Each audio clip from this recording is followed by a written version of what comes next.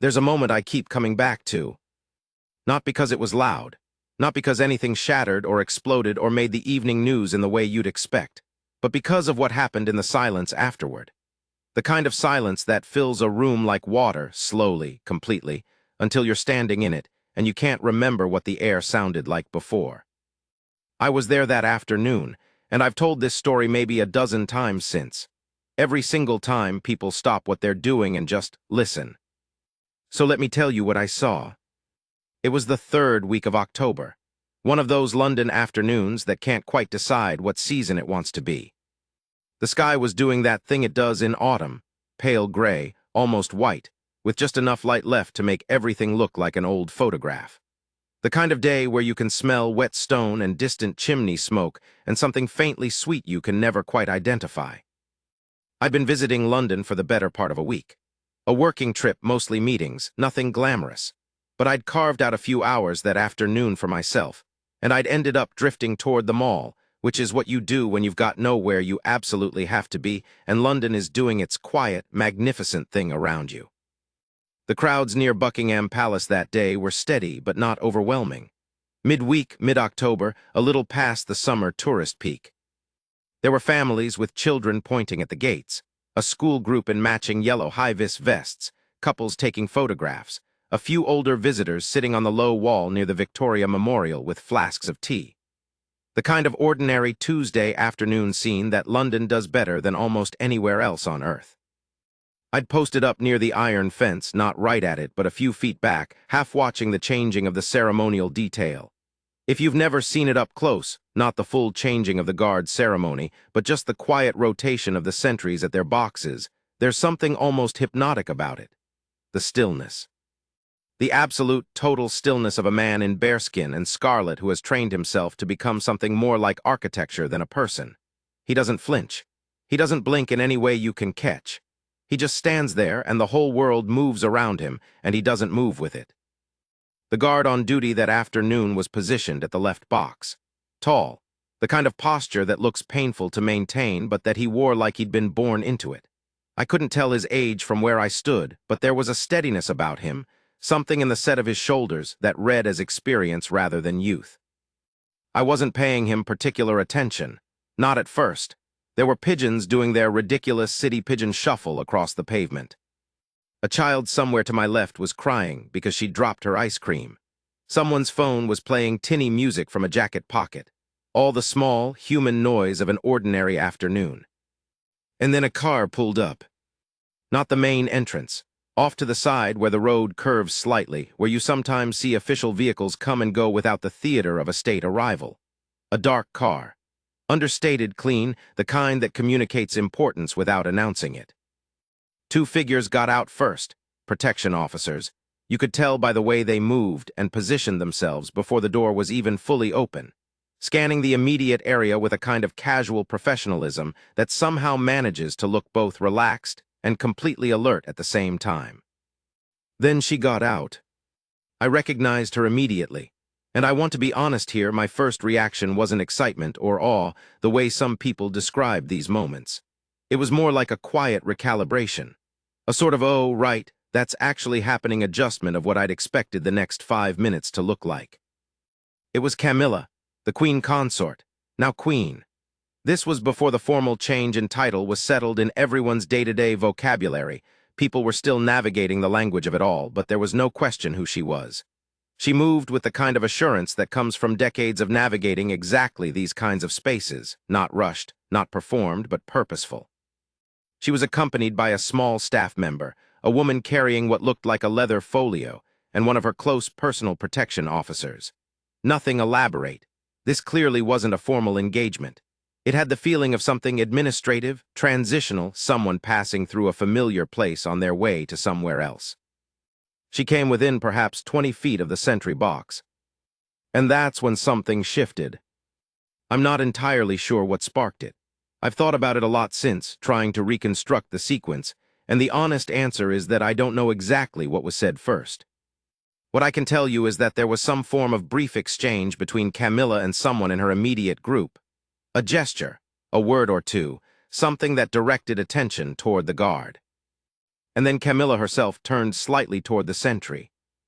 Now I want to be careful here, because what I'm about to describe is something that has been told and retold and embellished by the other people who were standing around me that afternoon, and some of those retellings have wandered quite a distance from what actually happened. So I'm going to stick to exactly what I observed. She spoke to him, not loudly, not harshly, but she spoke and she seemed to expect a response, or at the very minimum some form of acknowledgement. The kind of acknowledgement that people in positions of authority become so accustomed to that its absence registers almost as a physical sensation.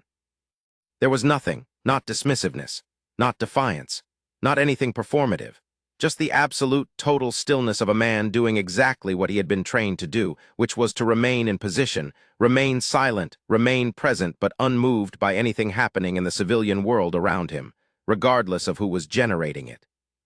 Seconds passed. The staff member with the leather folio looked at the protection officer. The protection officer's expression didn't change, but something behind his eyes did, a kind of alert stillness that meant he was watching everything very carefully.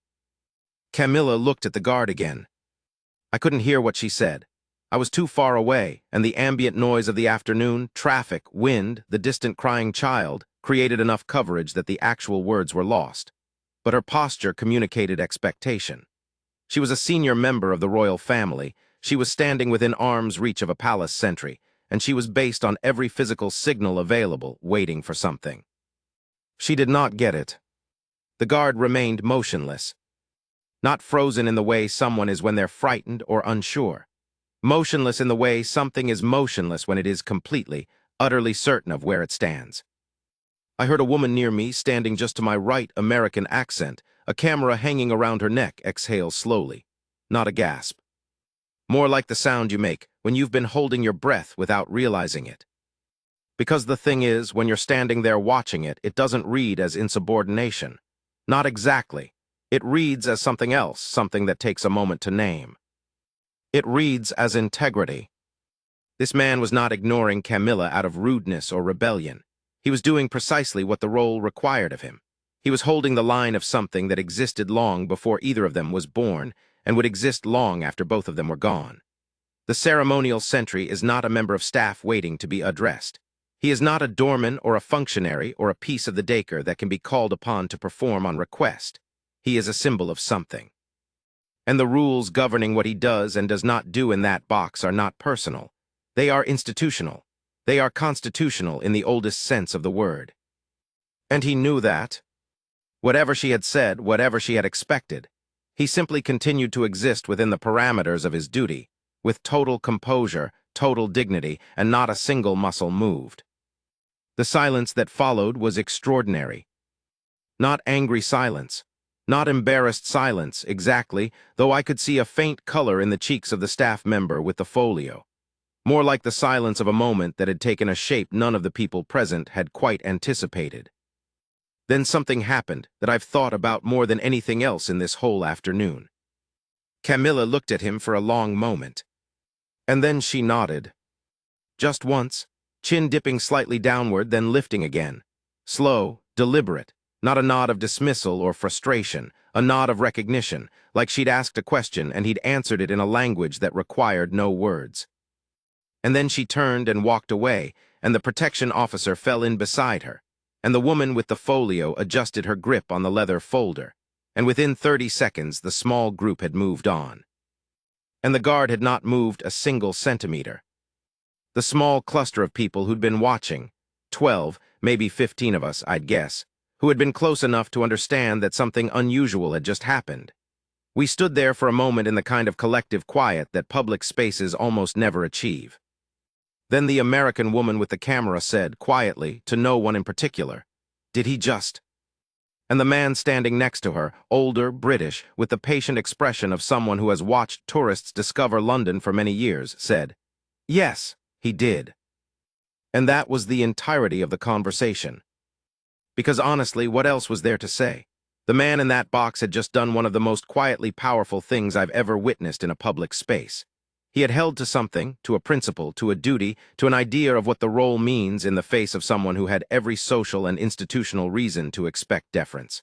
And he had done it without drama, without attitude, without a single word, without even a flicker of awareness that he'd done anything remarkable at all. Which is, of course, what made it remarkable. I spoke to a retired household division officer a few weeks later, after I'd returned home and couldn't stop thinking about that afternoon. I described what I'd seen, and he listened carefully, and when I finished, he was quiet for a moment.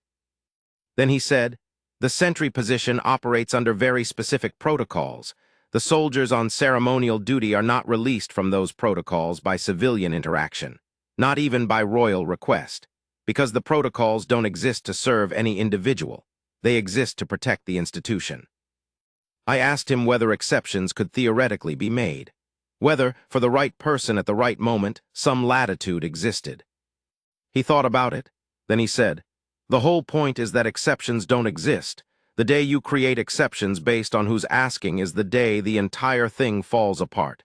What makes it mean something is precisely that it doesn't bend." I've thought about that a lot. The whole point is that it doesn't bend. There's a version of this story that people sometimes want to hear, I think. A version where the guard is a rebel, where this is some act of individual defiance, where there's something personal or political happening in that exchange. That version is more dramatic. It makes for a better headline. But I was there, and I don't think that's what happened. What I think happened is far simpler, and honestly, far more interesting. A man stood in his position and did his duty with complete fidelity. And when someone significant, someone powerful, someone who is surrounded at virtually every moment of every day by people who adjust and accommodate and make space, encountered that fidelity, she recognized it for what it was. Not defiance, not boldness in the revolutionary sense. Something more like a reminder. A reminder that some things don't yield, that some commitments are made not to the person standing in front of you, but to something larger, older, less personal. That the most profound form of respect is sometimes not the kind that bends and nods and acknowledges. Sometimes it's the kind that holds its ground quietly without apology, because the ground it's holding means something. And that nod she gave him as she turned to leave, I've replayed it many times now, and I think I've finally landed on what it was. I think it was Camilla, Queen of the United Kingdom, acknowledging that she'd just met someone who understood what duty actually means. Not as an idea, not as a word on a plaque or a sentiment in a ceremony, but as something you actually do every single day, even when it's uncomfortable, even when it costs you something, even when the person asking you to let it slip is someone you have every worldly reason to accommodate. The afternoon moved on. The pigeons resumed their shuffling. The school group in yellow vests filed past. The child who dropped the ice cream had stopped crying and was now, apparently, the proud owner of a second cone. Traffic moved along the mall. London continued being London, indifferent and magnificent, and completely unconcerned with any particular human drama playing out in its ancient streets. The guard stood in his box, still silent present, his eyes fixed somewhere in the middle distance, on nothing and everything at once, the way they always are. And I stood there for another few minutes, watching him, before I finally turned and walked away. And as I did, I had one thought that I couldn't quite shake, one that felt a little too neat for a Tuesday afternoon in October, but that wouldn't leave me alone. Some people command rooms by speaking, some by the way they carry themselves, some by the titles they hold or the history attached to their names. And some people, a rare few, command something far harder. They command the silence between what is expected of them and what they are willing to surrender. And the measure of a person, truly, is not how they respond when that silence is comfortable. It's how they hold it when it isn't.